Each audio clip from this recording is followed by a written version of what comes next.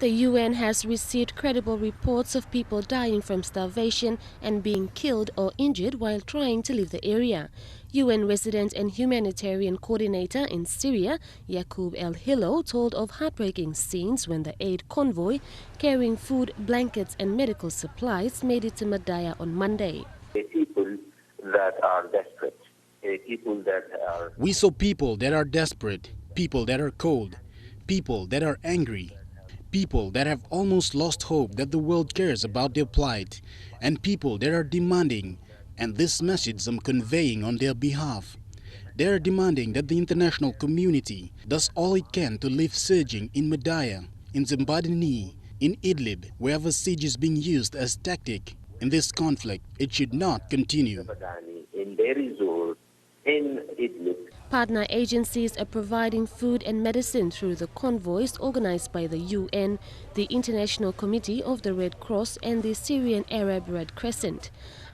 As the crisis in Syria nears its 6th year, up to 4.5 million people in the country live in hard-to-reach areas, including nearly 400,000 people in 15 besieged locations who do not have access to the aid that they desperately need. We saw people who are severely malnourished. We saw people who are clearly malnourished, especially children. We saw people who are extremely thin, skeletons that are now barely moving, and we saw people who are evidently have been going without food. At least regular access to food for a very long time. And that is also the message that we are also bringing out. The plight of the people we saw yesterday. And I'm quite confident that this is the same in any of these settings, where siege is being used as a tactic of war. Negotiations to get into Madaya and the other two villages near Idlib were lengthy and difficult.